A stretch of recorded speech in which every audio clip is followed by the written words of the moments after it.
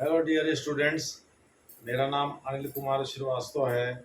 इस समय मैं छत्तीसगढ़ से रिलेटेड एक न्यूज़ है जो सुप्रीम कोर्ट में केस चल रहा था पीएमएलए के अंडर में अनिल दुतेजा नामक व्यक्ति का, जो कि वहाँ सीनियर आईएएस ऑफिसर हैं, एक सेक्रेटरी हैं। ये पिछली सरकार, जब भूपेश बघेल की सरकार थी कांग्रेस की, तो उसमें ये आपूर्ति निगम लोक आपूर्ति निगम के सचिव थे, यानी सर्वे सर्वा थे। इनके समय में कुछ घोटाले हुए थे जो चावल घोटाले से संबंधित है और चावल की आपूर्ति घोटाले से संबंधित है। साथ ही कुछ लिकर स्कैम से भी संबंधित है।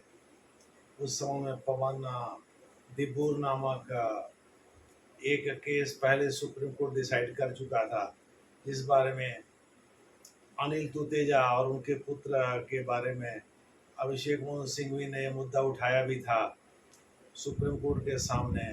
उसमें जस्टिस सूर्यकांत और जस्टिस उज्जवल भुयन जैसे जज थे। इस बार जस्टिस ओका और भुयन की बेंच थी। इन लोगों ने कहा कि भाई, पवन दिब्बूर नामक केस में पहले कहा जा चुका, भाई शेड्यूल ऑफेंस के अंतर्गत अगर कोई ऑफेंस आता है तभी जा करके प्रोसिक्यूशन कोई क्रिमिनल केस या कॉन्स्पिरेसी का केस फाइल कर सकता है, अन्यथा नहीं कर सकता। मोटे तौर पर आप ये समझिए कि सुप्रीम कोर्ट ने ये प्रश्न उठा दिया कि भाई, अगर ईडी अनुच्छेद 32 के अंतर्गत, जिसके अंतर्गत आपको बता दें फंडामेंटल राइट्स के वायलेशन संबंधी मामले सुप्रीम कोर्ट जाते हैं, 32(1) 32(2) के अंतर्गत ये मामला सुप्रीम कोर्ट ही देखता है। और 32(3) में ये कहा गया है, सुप्रीम कोर्ट के अधिकार को प्रभावित किए बिना पार्लियामेंट किसी और कोर्ट को यह अधिकार दे सकती है, तो कोई भी दोषी व्यक्ति किसी भी औपचारिक या उचित प्रक्रिया के माध्यम से कोर्ट पहुंच सकता है और कोर्ट इस दिशा में कोई रिट दाखिल कर सकता है, चाहे रिट ऑफ हैबियस कार्पस हो, रिट ऑफ मैंडामस हो, रिट ऑफ प्रोहिबिशन हो, रिट ऑफ सर्टिलरी हो, रिट ऑफ को वारंटो हो। इन सब में से कोई एक जारी कर सकता है और साथ ही इंजंक्शन भी जारी कर सकता है, यानी किसी कोर्ट को आगे प्रोसीड करने से रोक भी सकता है किसी इंडिविजुअल केस में। तो यहाँ आपको हम स्पष्ट करना चाहेंगे, इंडिविजुअल और निगम दोनों में थोड़ा सा अंतर होता है। निगम को भी व्यक्ति की तरह से स्यू, यानी उसके खिलाफ मुकदमा किया जा सकता है या वो किसी के खिलाफ मुकदमा कर सकता है, ठीक वैसे जैसे व्यक्ति करता है, इंडिविजुअल व्यक्ति करता है। वैसे फंडामेंटल राइट्स के वायलेशन के मामले में ज़्यादातर केस इंडिविजुअल के अगेंस्ट ही आते हैं, या आप कह सकते हैं इंडिविजुअल ही उसमें इन्वॉल्व होता है। लेकिन निगम को भी देखा जाता है। निगम को पर्सन तो नहीं माना जाता। पर्सन और निगम में बेसिक डिफरेंस ये है कि पर्सन इंडिविजुअल जो होता है, वो जो भी फंडामेंटल राइट्स हैं इंडिविजुअली उसके लिए रिस्पॉन्सिबल होता है, पूरा परिवार नहीं। लेकिन निगम में एक समूह इन्वॉल्व होता है। उस समूह में किसी व्यक्ति के खिलाफ जो है कोई भी इंडिविजुअल की तरह से मुकदमा दर्ज किया जा सकता है, और या तो वो खुद मुकदमा कर सकता है, यानी it can be sued, it can sue और इट कैन बी सूड, ये अंग्रेजी में लिखा हुआ है। दूसरे शब्दों में वो या तो किसी के विरुद्ध मुकदमा दर्ज कर सकता है, किसी इंडिविजुअल के विरुद्ध, यह इंडिविजुअल उसके विरुद्ध मुकदमा दर्ज कर सकता है। तो दोनों के बीच अंतर समझ में आ गया होगा। यानी व्यक्ति में और निगम में अंतर समझ। निगम में पूरे संगठन के व्यक्ति शामिल होते हैं, और फंडामेंटल राइट्स के वायलेशन में जब इंडिविजुअल इन्वॉल्व होता है, उसका पूरा परिवार भी उसमें इन्वॉल्व नहीं होता, केवल इंडिविजुअली ये चीज़ों को देखा जाता है, यानी उस व्यक्ति को ही देखा जाता है। तो जो लोक आपूर्ति निगम छत्तीसगढ़ का था, उसमें निगम लगा हुआ है, यानी कारपोरेशन लगा हुआ है। तो कारपोरेशन और व्यक्ति का ही तुलना होती है।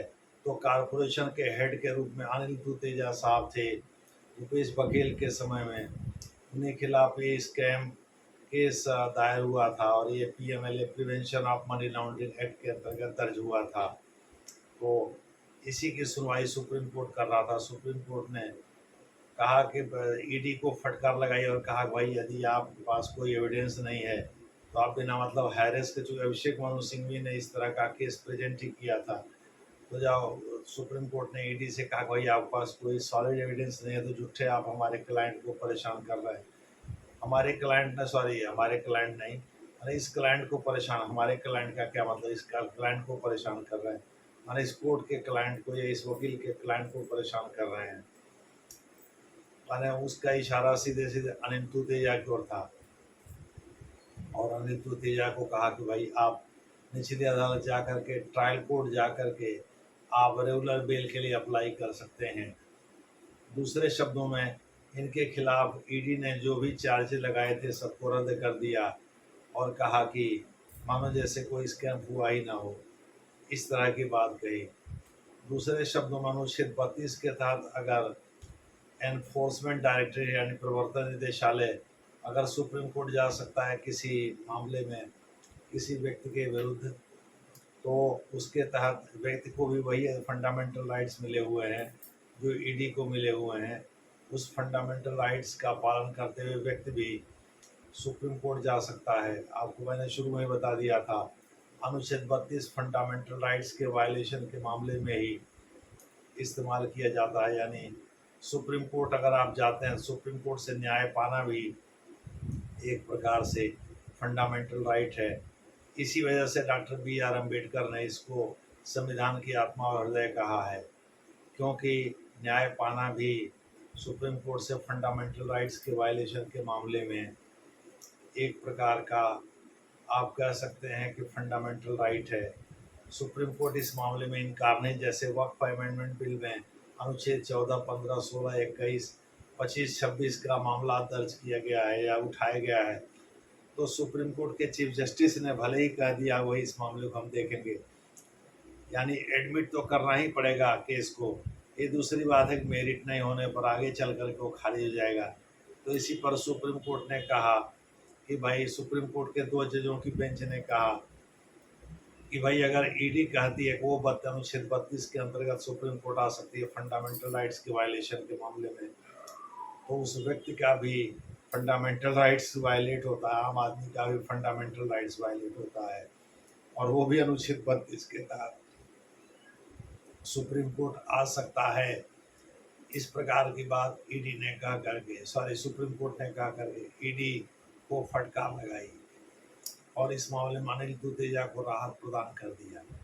इसके पहले सौम्या चौरसिया जो कि डिप्टी सेक्रेटरी थी और भूपेश बघेल के समय में वो उनकी सचिव भी थी, तो कोयले के एक स्कैम के मामले में उनको जमानत दे दिया था।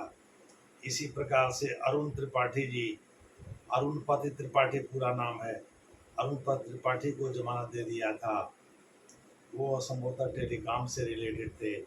तो सुप्रीम कोर्ट के सामने जो भी मामले जाते हैं, इनमें से अधिकांश में वो जमानत देता है, चूँकि वहाँ वो बैठा ही हुआ है इसीलिए कि वो फंडामेंटल राइट्स के वायलेशन के केसेस को हैंडल करे, और Supreme Court broad based decision देता है, यानी इंसान के हर पहलू पर हर नज़र से देखने की कोशिश करता है। इस प्रकार से वह इंसान को राहत देता ही देता है, इंडिविजुअल स्तर पर वो राहत देता ही देता है। तो यही केस था जिसको मैंने डिस्कस करने की सोची। उम्मीद है आप जो है इससे बहुत कुछ सीख गए होंगे। धन्यवाद। भाई दवाइयाँ खा लेती